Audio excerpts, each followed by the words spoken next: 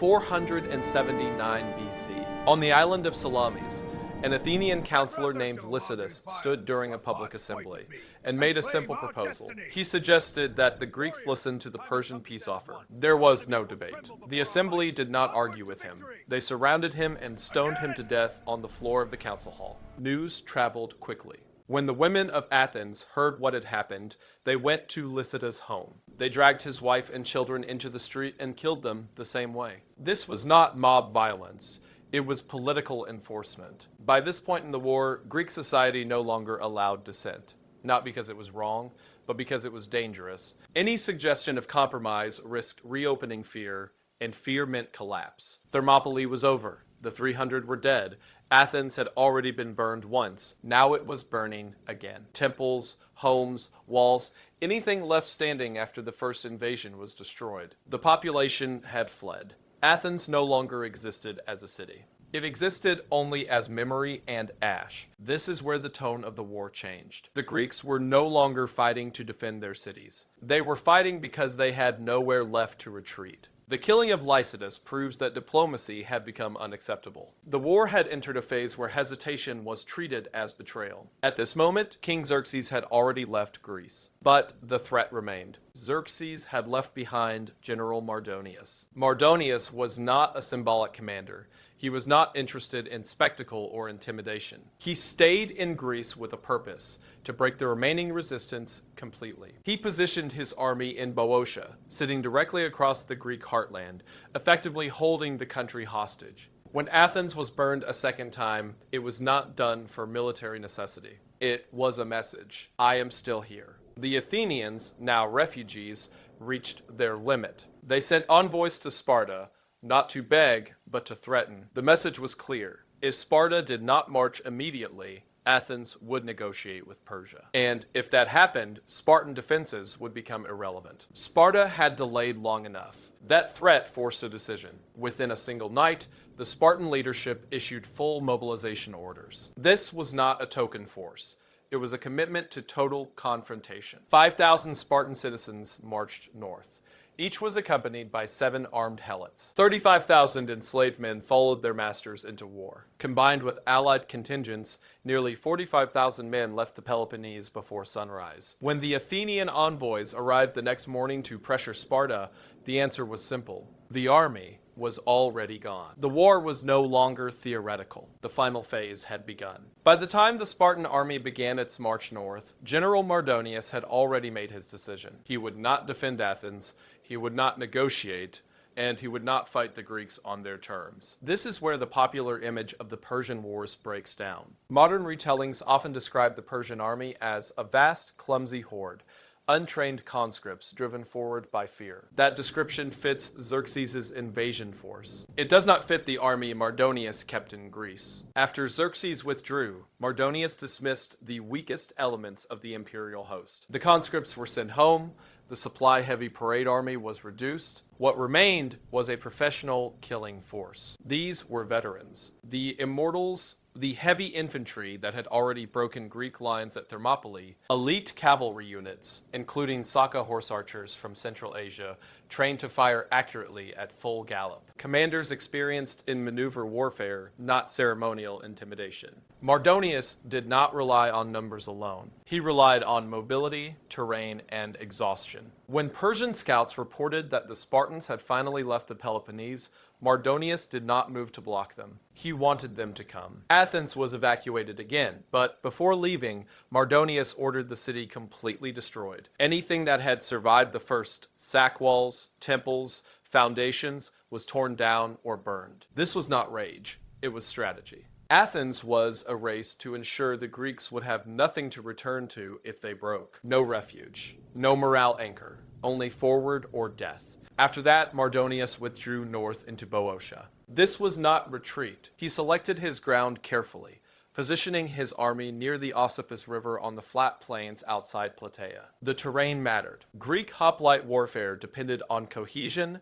and momentum. The phalanx was powerful, but slow. On open ground, it struggled to change direction. Against cavalry, it was vulnerable. Mardonius understood this. On the plains of Plataea, his cavalry could circle, harass, cut supply routes, and forced the Greeks to react. He reinforced the position by constructing a massive fortified camp, a wooden stockade large enough to function as a mobile city. This was not a battlefield. It was a trap. The Greek allied army eventually arrived from the south, gathering at the foothills of Mount Cithaeron. From the high ground, they could see the scale of the Persian position, rows of tents, cavalry grazing along the riverbanks, disciplined formations holding the plain. Pausanias, acting as Spartan regent and overall commander, made a critical decision. He refused to descend. The Greeks remained on the rocky slopes, where cavalry could not operate effectively. They did not attack, they did not retreat. What followed was a standoff.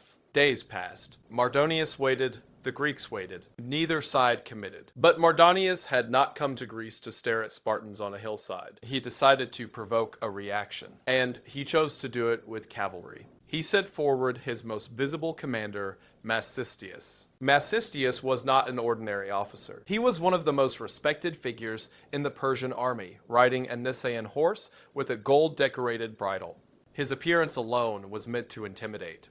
He led repeated cavalry charges up the slopes, circling the Greek lines, firing arrows, shouting insults. The goal was not immediate victory. It was erosion. Greek casualties mounted. The Megarian contingent, exposed and under pressure, began to collapse. They sent urgent requests to Pausanias for support. No Spartan unit volunteered. Charging cavalry on open ground was close to suicide. Then a force of 300 Athenians stepped forward. They advanced with supporting archers and engaged the Persian cavalry. During the skirmish, an arrow struck Masistius' horse. The animal reared, throwing him to the ground. The Greeks rushed him. They discovered too late that Masistius was heavily armored beneath his tunic. Their weapons could not penetrate his protection. Only when a spear was driven through the eye opening of his helmet did he fall. The death of Masistius sent shock through the Persian ranks. The cavalry attempted to recover his body, triggering a brutal fight over the corpse. Eventually, the Greeks secured it and displayed it openly. For the first time, the Persians had lost a symbol. Morale shifted, but only briefly, because Mardonius had not lost control. He had gained information. The real battle had not begun yet. The death of Masistius changed nothing strategically. General Mardonius did not respond with anger. He did not launch an infantry assault. He did not attempt to force a decisive engagement. He waited. This was now August. The Greek army Don remained on the slopes of Mount Cithaeron, wearing full bronze armor under an open sky. Heat became a weapon. Thirst became constant. Discipline began to cost lives. Pausanias understood the danger. The Greeks were safe from cavalry on the high ground, but they were far from reliable water. The longer they stayed, the more men collapsed from exhaustion and dehydration. After Masistius' death, Pausanias ordered a controlled repositioning. The Greek line moved down toward the Aesopus River, near a critical water source known as the Gargaphia Spring. From a distance, it looked like progress. It was not. Mardonius watched the movement and immediately understood its consequence. By leaving the foothills, the Greeks had exposed their rear. Their supply routes now ran through narrow mountain passes that Persian cavalry could reach. Mardonius did not attack the army. He attacked its lifeline. Persian cavalry rode around the Greek position and struck the supply convoys coming from the Peloponnese. 500 wagons were intercepted. The oxen were slaughtered. The drivers were killed. The Greeks were cut off. No bread. No reinforcements, no retreat without panic. For 8 days, the two armies remained locked in place. Persian cavalry rode up to the river daily, firing arrows into the Greek ranks before withdrawing out of reach. It was not meant to kill quickly. It was meant to remind the Greeks that time favored Persia. Pausanias held the line. He forbade pursuit. He forbade counterattacks. He enforced formation at all costs. Discipline prevented collapse, but it could not produce food or water. On the 11th day, Mardonius tightened the pressure. Persian cavalry bypassed the Greek front entirely and struck the Gargaphia Spring. Horses churned the ground. Water turned to mud. The spring was destroyed within hours. 100,000 men lost their only reliable water source. At nightfall, the Greek position became untenable. Arguments broke out among the allied commanders. The Athenians demanded an immediate attack. Other contingents argued for retreat. No one agreed. Pausanias understood the reality. If they stayed, the army would dissolve from thirst or mutiny. He chose the most dangerous option available: a night withdrawal. The plan was simple in theory. Under cover of darkness, the entire army would pull back to a position known as the island, closer to the mountains and fresh water. Silence and coordination were essential. Every contingent had to move at the same time. They did not. As soon as the signal was given, the Greek center panicked. Units from Corinth, Megara, and neighboring cities did not withdraw in formation. They fled. They ran past the agreed position and continued all the way to the city of Plataea. They crowded around the Temple of Hera. Half the army removed itself from the battlefield in a single night. On the right wing, the Spartans did not panic. They refused to move. Captain Amompharidas, commander of a Spartan unit from Patana, rejected the order to withdraw. To him, retreat was shame. He accused Pausanias of cowardice and refused to abandon the position. The argument turned physical. Amompharidas lifted a heavy stone and dropped it at Pausanias' feet, declaring it his vote not to flee. In Spartan custom, votes were cast with pebbles. This was defiance made public. While the Spartans argued, the Athenians waited on the left flank, unaware of what was happening. Messengers were sent. Time passed. Eventually, Pausanias made a decision. He ordered the main Spartan force to withdraw without Amompharidas. The column began moving south slowly. When Amompharidas realized he was being left behind, he ordered his men to follow. By then, it was too late. Dawn broke. From the Persian camp across the river, sentries looked out and saw what appeared to be a routed army. The Greek center was gone. The Athenians were separated. The Spartans were stretched out, disorganized, and exposed. Mardonius stepped from his tent and saw what he believed was victory. He did not see a tactical withdrawal. He saw retreat. And he ordered the attack. Mardonius acted immediately. He did not wait for his infantry to form proper ranks. He did not slow the advance. He believed he was watching a broken army flee. Persian cavalry crossed the river first, followed by the immortals and the rest of the infantry. What followed was not a coordinated battle plan, it was a mass pursuit. Dust rose across the plain as tens of thousands moved forward at once. Pausanias heard them before he saw them. The sound was low at first, then unmistakable. A rolling thunder of hooves and men. He turned and saw the horizon darken. The Greek army was caught mid-movement. The Athenians were far away on the left flank, blocked by hills and unable to intervene. The Greek center had already fled to Plataea. What remained were the Spartans and their Tegean allies, around 10,000 heavy infantry, accompanied by tens of thousands of lightly armed helots. They were exposed. They were not in formation. They had no cavalry. They had no retreat. Mardonius did not order a direct infantry clash. He ordered his archers forward. Tens of thousands of Persian archers planted their wicker shields into the ground and began firing in volleys. The sky darkened with arrows. This was not combat yet. This was punishment. The Spartans halted on the slopes of Mount Citherion as arrows slammed into bronze shields. They bounced off helmets and found gaps in armor, necks, feet, groins. Men began to fall without ever seeing the enemy. The instinct to charge was overwhelming. Pausanias forbade it. He ordered the army to kneel and hold. Then, under fire, he turned his back to the battlefield. He called for a priest. In Greek warfare, battle could not begin until the gods approved. Pausanias ordered a sacrifice. A goat was killed. Its liver was examined. The omens were bad. He waited. Around him, men were dying. The arrow storm continued. The Spartans remained kneeling, shields locked, absorbing impact after impact. Bronze rang constantly. Screams broke through the noise. Behind them, the helots suffered worse. They had no heavy armor. Many carried only wicker shields or animal skins. Arrows cut through them without resistance. They died in clusters, unnamed and unrecorded. This was not heroic endurance. It was enforced immobility. One Spartan, Calliades, was struck early. He was known as the most physically perfect man in the army. The arrow entered his side. He was carried away, dying slowly. His final words were not about pain. He said he did not regret dying for Greece. He regretted dying without striking a blow. The sacrifice was repeated. Another goat. Another inspection. The omens were still unfavorable. The Persian infantry moved closer, emboldened by the lack of resistance. Arrows now fell from shorter range. Casualties increased. The Tegeans on the Spartan flank began to shift. They could not endure it any longer. They prepared to charge without orders. Pausanias stopped them. He turned toward the distant temple of Hera, visible on the hill near Plataea. Ancient sources say he prayed aloud, tears visible, begging the goddess not to let them die in disgrace. This moment reveals the core of Spartan warfare. The phalanx's greatest weakness was rigidity. Here, that rigidity was survival. If the formation broke, cavalry would annihilate them. If individuals charged, they would be surrounded and killed. By forcing his army to suffer in place, Pausanias preserved cohesion. Time passed. Men bled out. The sun rose higher. Arrows continued to fall. Then a third sacrifice was performed. The signs changed. Pausanias stood. He did not shout commands. He did not deliver a speech. He raised his spear. The moment the signal was given, the Spartan line surged forward. This was not a charge fueled by enthusiasm. It was a release. An hour of suppressed panic, rage, and helplessness exploded at once. The Spartans crashed into the Persian forward line with the full weight of the phalanx. Wicker shields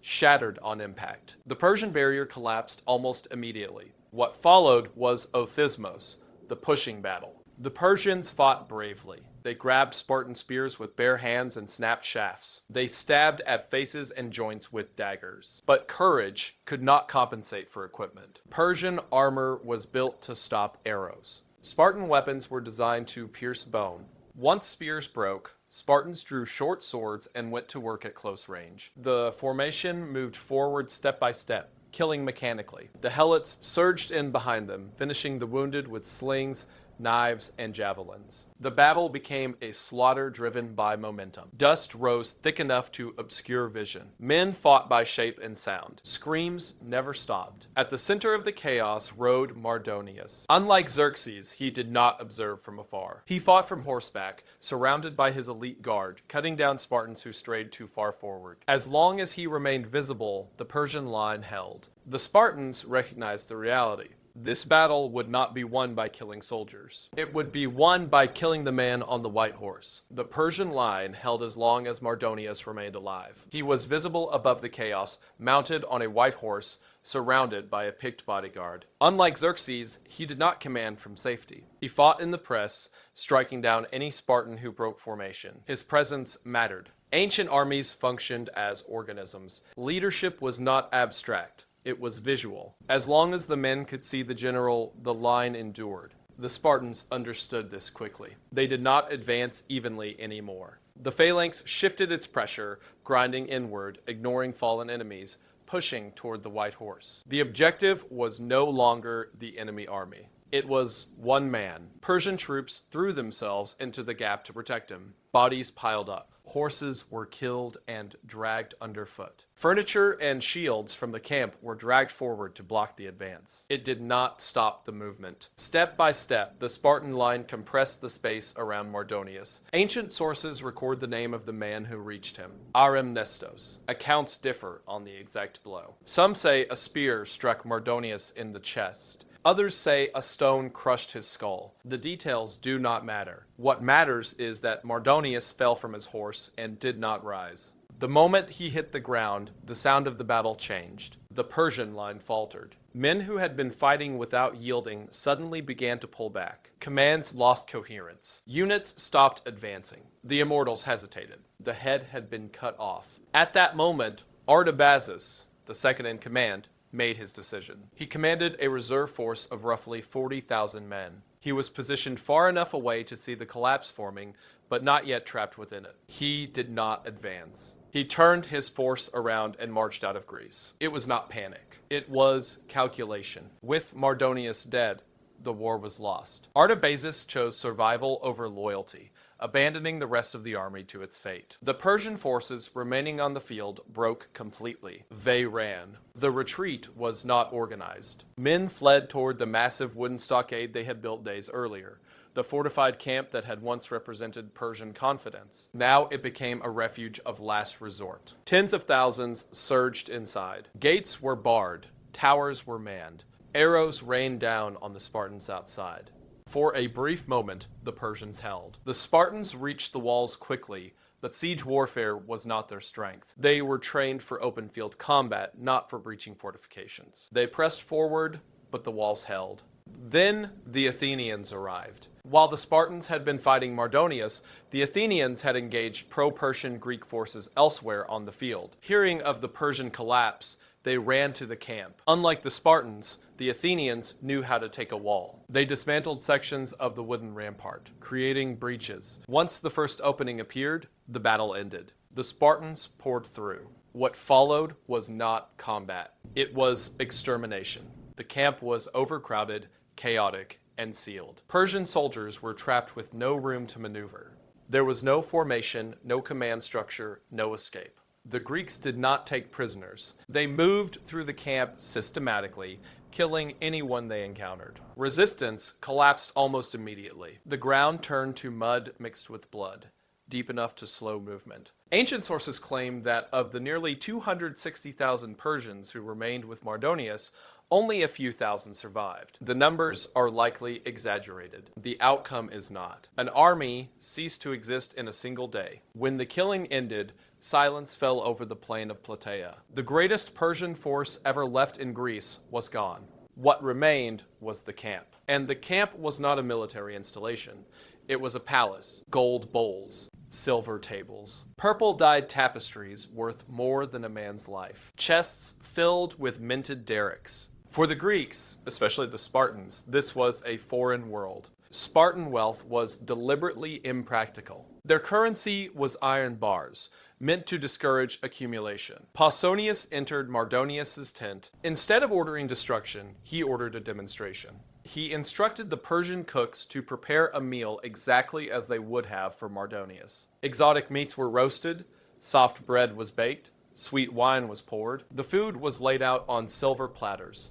Then Pausanias ordered his own cooks to prepare a standard Spartan meal: lentils, pork blood, vinegar, black broth. He placed the two meals side by side and called the Greek commanders into the tent. He laughed. He pointed to the Persian feast and then to the Spartan food and said that he had brought them here to show the folly of the Persian way of life. Mardonius had possessed everything, yet came to steal from men who had almost nothing. It was a moment of triumph. It was also a warning, because as Pausanias stood there mocking Persian luxury, something had already changed. The gold that symbolized corruption had also planted desire. Plataea saved Greece, but it planted the seed that would destroy the man who won it. While the bodies were still being counted on the plains of Plataea, events were unfolding across the Aegean. According to ancient tradition, on the same day, possibly even the same afternoon, the Greek fleet launched an assault at Mycale on the coast of Asia Minor. This was not coincidence.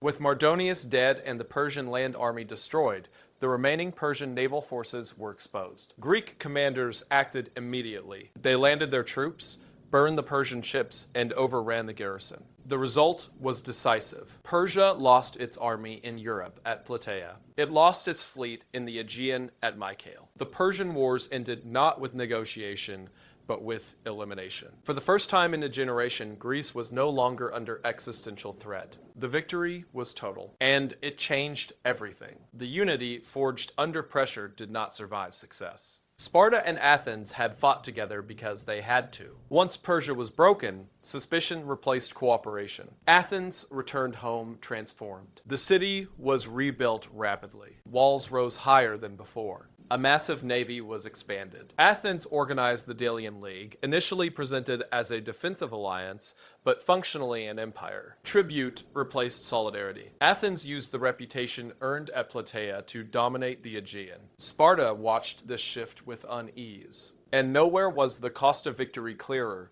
than in the man who had commanded it. Pausanias returned to Greece as the most famous general in the world. The man who had avenged Thermopylae and broken Persia's power in Europe. But the man who left Plataea was not the man who had arrived. Reports began to circulate. Pausanias no longer dressed like a Spartan. He wore Persian robes. He dined lavishly. He surrounded himself with foreign guards. Even more disturbing were rumors that he was communicating with Persia, offering to deliver Greece in exchange for power, marriage, and wealth. The Spartans recalled him and put him on trial. He was acquitted, not because he was innocent, but because he was Pausanias. The behavior continued. Eventually, accusations crossed a line that Sparta could not ignore. Pausanias was said to be conspiring with the Helots, promising them freedom in exchange for support. For Sparta, this was unforgivable. The ephors set a trap. Evidence was gathered. The hero of Plataea was exposed as a traitor. When the Spartans moved to arrest him, Pausanias did not flee to an army. He fled to a temple. He took refuge in the temple of Athena of the Brazen House, claiming sanctuary. By Greek law, he could not be killed inside a sacred space. The Spartans did not violate the temple. They sealed it. Stone by stone, the entrance was closed. According to tradition, the first stone was placed by Pausanias' own mother. She did not speak. She did not hesitate. She chose the law of Sparta over her son. Pausanias starved inside the temple. When he was close to death, the ephors dragged his body outside so he would not die on holy ground. He died disgraced, neither general nor hero. This is why Plataea is rarely celebrated. Thermopylae is clean. Plataea is not. Thermopylae offers noble defeat. Plataea offers ugly victory. At Plataea, the Greeks did not die beautifully. They survived brutally.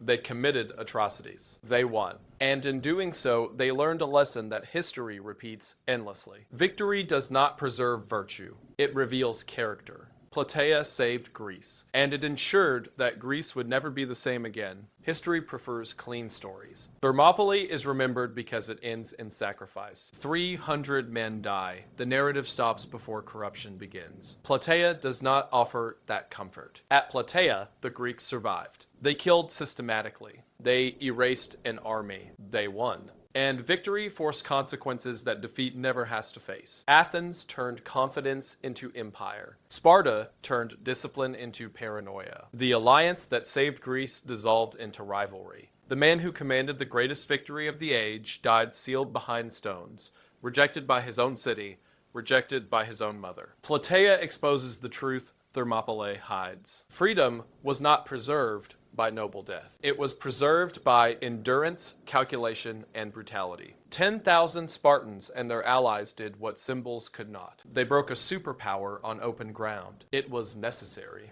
It was effective, and it was ugly. That is why we remember the 300. And that is why we should remember Plataea. After Plataea, Greece was safe, but it was no longer innocent. The Persian threat was gone, yet the habits formed during the war remained. Extreme discipline, suspicion of dissent, and acceptance of violence as a political tool did not disappear with the enemy. Sparta withdrew inward. Fear of corruption, fear of rebellion, fear of another Pausanias hardened its society. Control mattered more than trust. Athens moved in the opposite direction. The city used the authority earned in blood to justify leadership. Tribute from allies became routine. Naval power became leverage. The Delian League stopped being a shield and became an instrument. Plataea did not create these paths. It accelerated them. The war proved that survival rewarded strength, not restraint. That lesson shaped Greek politics for decades. Plataea posed a problem for later generations. It did not fit a moral narrative. There was no clean martyrdom, no final stand chosen freely, no moment where virtue triumphed without compromise. The Greeks won because they endured starvation, internal collapse, and fear, and then responded with overwhelming violence. That made Plataea difficult to celebrate, so memory shifted. Thermopylae became the story. 300 men, clear sacrifice, clear meaning. Plataea became a footnote, not because it mattered less, but because it revealed too much. It showed that freedom is not preserved by purity. It is preserved by people willing to do what purity forbids. Plataea was not heroic. It was necessary. On those plains, the Greeks did not fight for glory or legacy. They fought because there was nothing left to lose. The result was the destruction of a superpower's field army and the survival of an entire civilization. But survival came with a price. Power changed Athens. Victory destroyed Pausanias. Memory softened the truth. History prefers beautiful defeats, but civilizations are saved by ugly victories. Plataea was one of them, and that is why it matters.